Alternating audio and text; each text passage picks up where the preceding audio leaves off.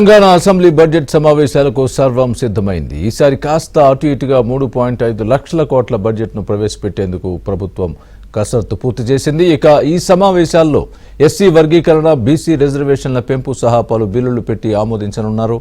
మరోవైపు సభ వేదికగా ప్రభుత్వం తీసుకోబోయే నిర్ణయాలను ఎండగట్టేందుకు ప్రతిపక్షాలు కూడా అస్త్రశస్త్రాలను సిద్ధం చేసుకున్నాయి.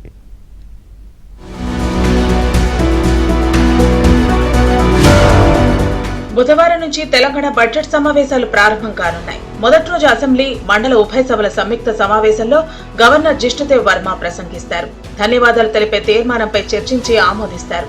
హోలీ నేపథ్యంలో 14 నుంచి 16 వరకు సభకు సెలవులు ఇవ్వనున్నారు. తిరిగి 17 నుంచి సమావేశాలు మొదలవుతాయి. 17, 18 తేదీల్లో ఎస్సీ వర్గీకరణ, బీసీ రిజర్వేషన్ల పెంపు బిల్లులు పెట్టి ఆమోదం తెలుపుతారు. 19న బడ్జెట్ ప్రవేశపెట్టాలని ప్రభుత్వం డిసైడ్ అయింది. మొదటి రోజు సభ వాయిదా పడిన అనంతరం బీఎస్సీ నిర్వహించి అసెంబ్లీ పని దినాలు, బిజినెస్ ను ఖరారు చేస్తారు. అయితే ప్రభుత్వం మాత్రం ఈ నెల 29 వరకు శాసన సమావేశాలు నిర్వహించే ఆలోచనతో ఉంది. బడ్జెట్ సమావేశాలు మొత్తం 13 రోజులు జరిగే అవకాశం ఉంది.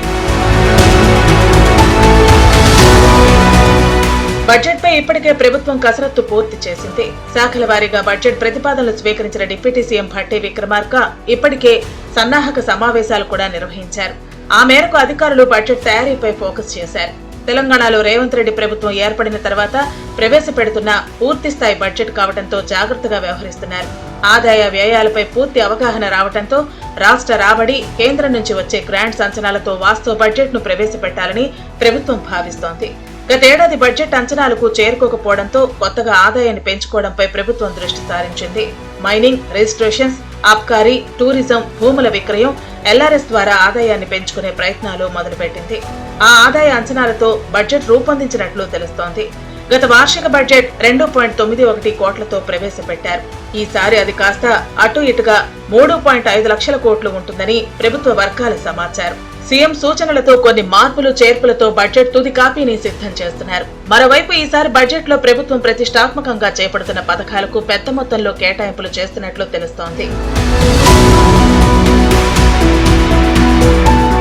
ఇదిలా ఉంటే కాంగ్రెస్ సర్కార్ టార్గెట్ గా అసెంబ్లీ సమావేశాలకు ప్రధాన ప్రతిపక్షం బీఆర్ఎస్ రెడీ అయింది. సీఎం రేవంత్ రెడ్డిని ఇరకాటంలో పెట్టేందుకు సభలో అనుసరించాల్సిన వ్యూహంపై బీఆర్ఎస్ ఎమ్మెల్యేలు, ఎమ్మెల్సీలకు ఆ పార్టీ శాసనసభ పక్ష సమావేశంలో కేసీఆర్ దిశానిర్దేశం చేశారు. బీఆర్ఎస్ హయాంలో చేసిన అప్పులు, సృష్టించిన ఆస్తుల గురించి కేసీఆర్ బీఆర్ఎస్ సభ్యులకు సుదీర్ఘంగా వివరించారు.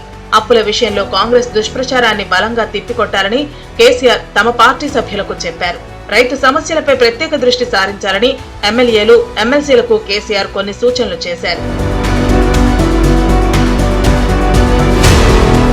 మరోవైపు బీజేపీ కూడా ఈ సమావేశాల్లో కాంగ్రెస్ సర్కార్ని గట్టిగా నిలదీయాలని భావిస్తోంది.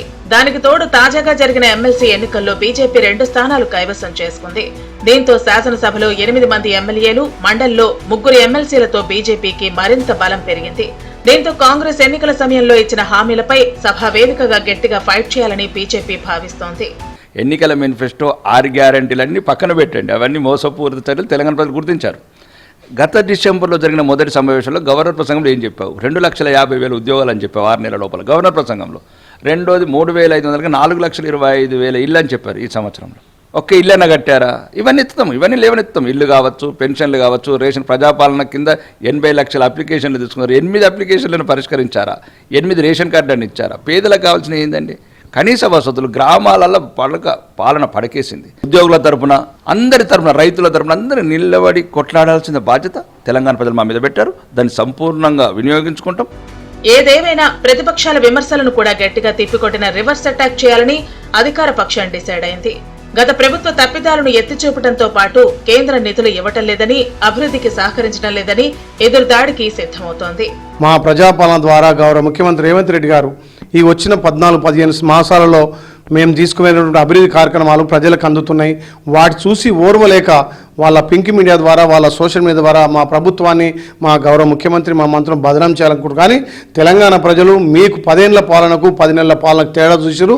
తెలంగాణలో ప్రజాపాలన నడుస్తుంది, ఇంప్లిమెంట్ చేస్తున్నారు. నేను పోయి వాళ్ళని ఎక్కడ పొగడాలి అనే బాధతో వస్తాడేమో అనుకుంటున్నాం. ఇక్కడైనా మేము ప్రతిపక్ష నాయకుడిగా గౌరవిస్తాం. మీరు రండి, మీ సూచనలు సలహాలు ఇవ్వండి. ఇక ఈ సమావేశాలకు కేసీఆర్ హాజరవుతున్నారు. దీంతో అందరి దృష్టి ఆయన వైపే ఉంది. కేసీఆర్ సర్కార్ను ఇరకాటంలో పెట్టేందుకు ప్రయత్నిస్తారని బీఆర్ఎస్ వర్గాలు చెబుతున్నాయి. హామీల అమలుపై సర్కార్ను నిలదీస్తారని సమాచారం. దీంతో ఈ బడ్జెట్ సమావేశాలు వాడివేడిగా జరిగే అవకాశం ఉంది.